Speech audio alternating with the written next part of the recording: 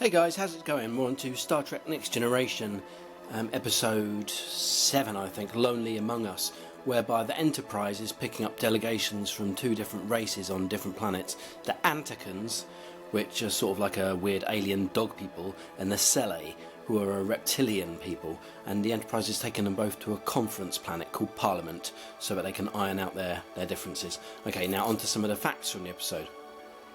First off, during the episode where Captain Picard is sitting in his ready room crying his eyes out, what happened originally was that Riker would come in, bang his fists on the desk and order Captain Picard to stop crying, which would then make Captain Picard stand up and lunge at Riker, and they'd basically roll around on the floor having a fist fight and sort of just pulling each other around generally.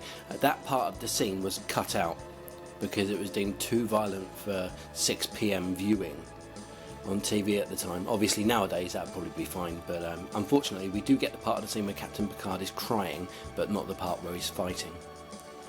The next fact I have for you, as the episode starts, right at the start of the episode, the jolly music that you can hear as the Enterprise is flying past the planet is actually titled Flying Through the Ashtray. Now this is because when the producers of the episode ordered some jolly music for the start of the episode, it evoked images of their head of a starship flying through smoke and sort of dry dust and ash, and so the piece of music was titled Flying Through the Ashtray, which is quite a romantic sounding tune.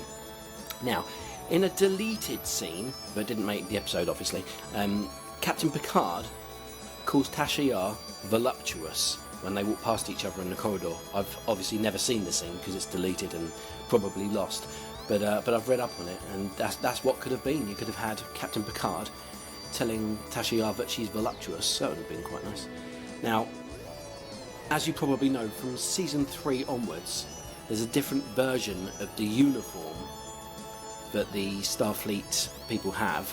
It loses the lines along the shoulders and is more angular.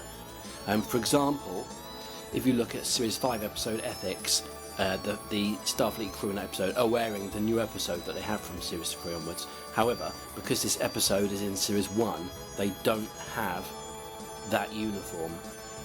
They just have the older uniform in this episode because it's Series 1. Right, on to the next fact. Now this title of the episode, Lonely Among Us, originally, on the top of the script that was handed in by DC Fontana, the original title of the episode was The Dirty Old Shrimp. But unfortunately, when the producers and the teleplay people got hold of the script, they couldn't work out in the slightest why the episode was called The Dirty Old Shrimp. So they renamed it Lonely Among Us, which I guess is slightly more appropriate than The Dirty Old Shrimp. Now, in the scene where Dr. Crusher has been taken over by an alien presence, Dr. Crusher is taken over by an alien presence, and she goes to see young Wesley when he's doing his schoolwork. He obviously has no beard because his character is, I think, 13 or 14 in this. However, in the 2020s, actor Will Wheaton, who plays, of course, Wesley Crusher, young Wesley, in the 2020s he does have a silly beard. Now, going back to how he was age 14, he had different options. He could have worn a false beard. He could have had a drawn-on beard. There's loads of different options that Wesley Crusher / Will Wheaton could have done. So obviously that shows here that clearly Will Wheaton had no aspirations for a beard at the time, and he didn't know what the bearded future would hold for his character or himself in real time. Now, during the production of the episode Lonely Among Us, a streaker ran through the studio. If you don't know what a streaker is, it's when somebody who's nude runs across just to make a point, or runs across where there's lots of people looking and then pulls apart their clothes to show themselves nude. A streaker ran in and went straight through the studio completely nude. It was a man, but unfortunately the cameras were rolling at the time, but they chose to not keep this in the episode for the finished product, which is unfortunate. That really would have got tongues wagging, I think, at the time, and maybe made more people watch the episode than would have done. Now, Michael Dorn, who plays the character of Worf in the episode, as you know, he has a prosthetic ridged forehead, which is typical of the Klingon people as seen from Star Trek the Motion Picture onwards, and that's how you know he's a Klingon. But also, what many people don't realise is that starting with Michael Dorn, Klingons would actually also have prosthetic ridged knees. They'd have heavy makeup with ridged knees underneath either their Starfleet uniform, their Klingon uniform, whatever they're wearing. They've got prosthetic ridged knees. However, these are never seen, but to kind of make the actors feel more in character and more alien themselves, they were forced to wear these prosthetic knees, which took up to 2 hours each morning to apply to each Klingon actor.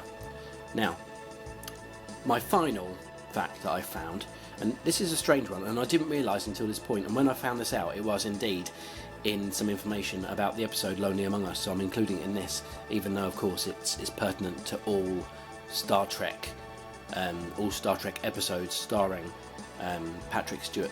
Patrick Stewart naturally has no dimple on his chin, but if you look very closely at the character of Captain Jean-Luc Picard, he actually does have a dimple on his chin. Now what happened is, one of the makeup people in the morning would get a strong pen and push gently but firmly into Captain Picard's chin, kind of forcing his skin into a dimple shape, and they'd hold it there for maybe 10-15 minutes, and then they'd quickly hurry him onto the set, so that when filming was taking place, it would indeed look like Captain Picard had a cute dimple on his chin.